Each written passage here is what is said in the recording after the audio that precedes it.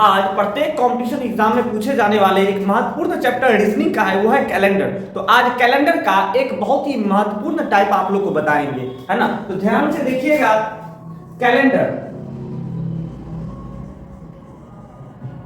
बहुत कम लोग जानते हैं कि कैलेंडर का हिंदी, है ना। आज हम आपको बता रहे हैं कि कैलेंडर का हिंदी में क्या होता है नाम। तो कैलेंडर का हिंदी में सब कोई जानते होंगे पंचांग, लेकिन एक नाम आज मैं बता रहा हूं आपको, जंत्री। जंत्री, कैलेंडर को हिंदी में जंत्री भी कहा जाता है। तो आज हम लोग कैलेंडर में डायरेक्ट दिन निकालना सीखेंगे। यानी कि बोल देगा आपको कि कल 26 जनवरी है ना, कल 26 जनवरी 2024 को कौन सा दिन है ना। आज मैं इस क्वेश्चन को सॉल्व करता हूं, इस टाइप के प्रश्नों को हल करवाऊंगा आपको एकदम बेहतरीन ढंग से, आराम से दिमाग में रख देंगे। जब तक आपको समझ में नहीं आएगा तब तक नेक्स्ट टाइप हम शुरू नहीं करेंगे। तो चलिए देखते हैं, एक बेहतरीन कॉन्सेप्ट, रखने का झंझट नहीं, भूलने का टेंशन नहीं, है ना, ऐसा कॉन्सेप्ट आपको हम बता रहे हैं। चलिए सबसे पहले इस टाइप की जब भी आप प्रश्न को हल करते हो तो आप याद रखना कि सबसे पहला काम कि जो भी ईयर दिया गया हो, ईयर में आप कंप्लीट ईयर को निकाल लोगे। कंप्लीट ईयर को, कंप्लीट ईयर सर किसको कहेंगे, तो कंप्लीट ईयर कहेंगे जो सर जी जो वर्ड्स वर्तमान में है ना उससे एक पीछे चले जाएंगे, उसमें से एक घटा देंगे। क्या एक घटा देंगे, क्यों, 2024 में तो पूछ ही रहा है ना, तो इसका मतलब 2023 तक पूरा कंप्लीट हो चुकी है साल। समझ में आ गया ना। तो कंप्लीट ईयर कितना हो जाएगा, 2023। अब हम याद रखिएगा आप लोग 2023 को दो भाग में बांट लेंगे, या ऐसे भाग में हम बांटेंगे इस ईयर को हम ऐसे भाग में बांटेंगे जिससे कि वो 400 से डिवाइड हो जाए, या शताब्दी वर्ष में, एक शताब्दी वर्ष में आ जाए और दूसरा जो भी आए, शताब्दी वर्ष मुझे लाना है। तो सर जी इसको आप क्या करो ना, 2000 और प्लस 23, 2000 प्लस 23 लिख सकते हैं ना। अब जब 2000 आ गया तो आपको पता है कि सर जी शताब्दी वर्ष है, ये क्या है, शताब्दी वर्ष है। और शताब्दी वर्ष में भी खासकर ये लीप शताब्दी वर्ष है, शताब्दी लीप वर्ष है, शताब्दी लीप वर्ष है। और शताब्दी लीप वर्ष का सर जी वैल्यू जो होता है वो 0 के बराबर कर देंगे। ये कोड समझ लो, ट्रिक समझ लो, या आई टच समझ लो, है ना। तो यहां पे एक यहां मैं नोट करके लिखवा दे रहा हूं आपको, ठीक है ना। जब भी एक नोट करके लिखवा दे रहा हूं कि जब शताब्दी लीप वर्ष 400 या 400 के गुणज में हो तो उसका मान 0 हो जाएगा साथियों, 0 हो जाएगा, ठीक है। कितना हो जाएगा, उसका मान 0 हो जाएगा, ठीक है ना। अब देखो आप बोलेंगे 400 का गुणज क्या होता है, तो जैसे 400, 800, 1200, 1600, 2000, 2400, है ना। इस प्रकार से जो भी गुणज में आए उसका वैल्यू कितना हो जाएगा, 0 हो जाएगा। आप बोलेंगे सर और यदि शताब्दी लीप वर्ष में शताब्दी वर्ष नहीं, शताब्दी लीप वर्ष नहीं हुआ तो यदि साधारण शताब्दी वर्ष हो तो साधारण शताब्दी वर्ष का आप याद रखोगे कि हमेशा याद रखना कि 100 वर्षों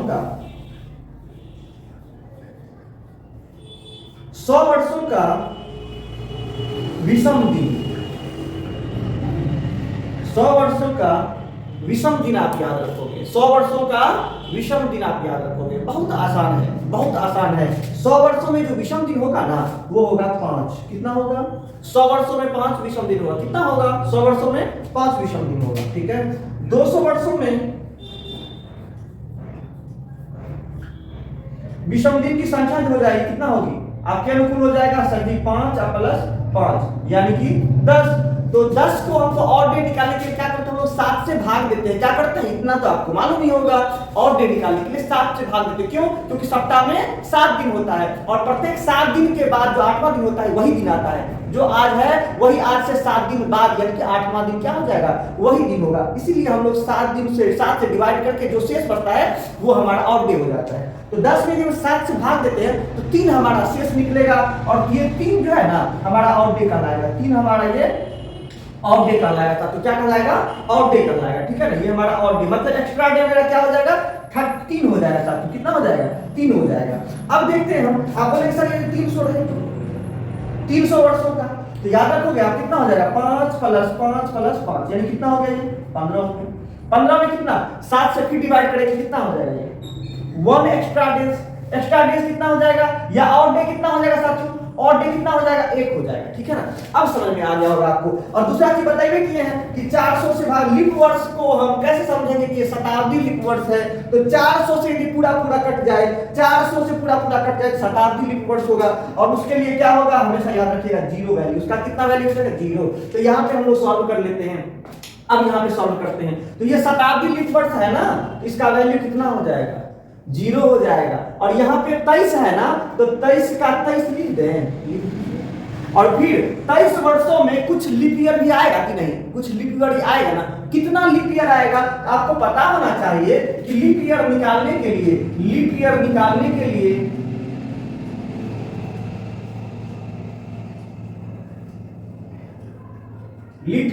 निकालने के लिए आप क्या करोगे 4 से भाग देंगे, है ना, 4 से भाग देंगे। ये भी नोट एक आप याद रखोगे, क्या करेंगे 4 से भाग देंगे। तो 23 में 4 से भाग दे दें, 23 में 4 से भाग दें कितना हो जाएगा 5 चौका 20।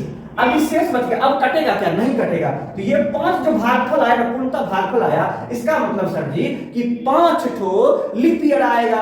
अब आपको बोलेंगे सर कैसे 5 ठो लीप ईयर आएगा, कंफ्यूजन है। तो भाई मेरे कंफ्यूजन होने की कोई बात नहीं है। 2023 था ना, तो 23 से तुरंत पहले कौन आएगा सर जी 2020 आएगा। 2020 से तुरंत पहले कौन आएगा 2016 आएगा। 2016 से तुरंत पहले क्या आएगा 2012 आएगा। मैं एकदम बैक में चल रहा हूं जो आपको दिक्कत ना हो। 2008, 2004, आप बोलेंगे सर 2000 ईस्वी, तो मेरे भाई 2000 ईस्वी शताब्दी लीप ईयर था ना, शताब्दी लीप वर्ष था ना, इसीलिए शताब्दी लीप वर्ष को नहीं जोड़ेंगे, हमको केवल लीप वर्ष डालना है। तो लीप वर्ष कितना हो गया 1 2 3 4 5 तो लीप वर्ष हो गया, आ गया ना। तो ये 5 को लिख लीजिए। अब हम देखेंगे सर जी कहां तक जाना है, कब कौन सी तिथि का निकालना है, तो 26 जनवरी का निकालना है। तो 26 जनवरी का ना, तो जोड़ दीजिए आप 26। कोई दिक्कत, ये जनवरी का है इसलिए जनवरी लिख दिए हम 26 जनवरी। ठीक है, अब बहुत साधारण सा चीज है, इतना को या तो जोड़ के या तो आप सभी को जोड़कर 7 से डिवाइड कर दो, यानी कि 26 और 5 31 और 3 34 और 20 54 है ना। या तो आप 54 में 7 से भाग दे दो, कितना हो जाएगा 7 7 49 और कितना 49 5 54, जितना शेष बचे उतना आप आगे चले जाइए। सप्ताह का पहला दिन सोमवार को मानते हैं, तो सोमवार, मंगलवार, बुधवार, बृहस्पतिवार और शुक्रवार, यानी कि 26 जनवरी 2024 को शुक्रवार होगा। आप कैलेंडर में देख सकते हो, नहीं विश्वास हो तो, है ना। या नहीं तो यदि आप ये प्रोसेस सर जी बचपन से भाग देते आए हैं, अब तो सर मतलब शर्म आ जाएगा सर, ऐसा बात मत कीजिए। अब ये भाग देने वाला सिस्टम खत्म करवा दीजिए, बिल्कुल खत्म करवाएंगे मेरे भाई। अब ये झंझट खत्म, ठीक है। तो देखो करना क्या है, तो 7 चौका 28 बोले है ना, 7 से भाग देते चलिए, जो शेष बचते चले सिर्फ उसको लिखते चलिए। 7 से भाग देते चलिए, जितना शेष बचते चले लिखते चलेंगे, कोई दिक्कत। 7 चौका 28 अधिक हो गया, 7 या 21, 7 या 21, तो कैरी कितना बचेगा 5 बचा ना, इसमें से ये खत्म, तो कितना शेष इसमें कितना बचा था 5। अब देखिए 23 है, तो 23 को फिर 7 से भाग दीजिए ना, तो 7 या 21, कितना बचेगा शेष में 2 बचेगा, तो लिख दीजिए ये 2, कोई दिक्कत। 5 में तो सर जी 5 का 5 ही रहने दीजिए, 5 में 7 से अधिक तब ना भाग लेते। अब देखिए 5 और 2 7, 7 से 7 खत्म, है ना, कितना 0। अब कितना बच गया सर जी 5 बच गया, कोई दिक्कत नहीं। अब आगे बढ़ जाओ ना, तो सोमवार, मंगलवार, बुधवार, बृहस्पतिवार, शुक्रवार, तो 1 2 3 4 5, 5वां दिन क्या हो गया शुक्रवार। आंसर बिल्कुल सही आंसर है, आप चेक कर सकते हो गूगल पे भी, ठीक है ना। चलिए आपके लिए कुछ और महत्वपूर्ण प्रश्न, होमवर्क क्वेश्चन लिख के देता हूं मैं, आप कमेंट बॉक्स में उसका आंसर जरूर दें, ठीक है। चलिए आपका पहला क्वेश्चन है 2 अक्टूबर को, यानी कि 2 अक्टूबर 2002 ईस्वी को कौन सा दिन था? कौन सा दिन था, ठीक है। सेकंड, ये एक क्वेश्चन मैं आपको बना दूंगा, ठीक है। दूसरा आपका होमवर्क क्वेश्चन है जलियांवाला बाग हत्याकांड किस दिन हुआ था? जलियांवाला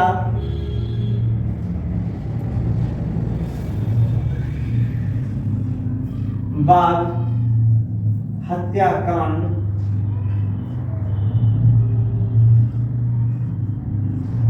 कौन सा दिन को हुआ था? तीसरा क्वेश्चन है भारत कौन से दिन को स्वतंत्र हुआ था?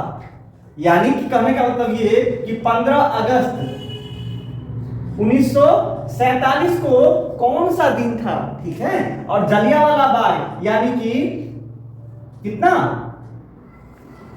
13 अप्रैल 1919 को कौन सा दिन था? और 2 अक्टूबर तो है ही। इसके अलावा आपका जो चौथा होमवर्क क्वेश्चन है वो है 30 जनवरी 1948 को कौन सा दिन था, ठीक है। पांचवा क्वेश्चन है, आप लोग अपना कोई भी तिथि ले लो अपने बर्थडे के हिसाब से, या मान लो कि मैं ले लेता हूं अपने तरफ से, मैं कुछ मान लेता हूं, ठीक है।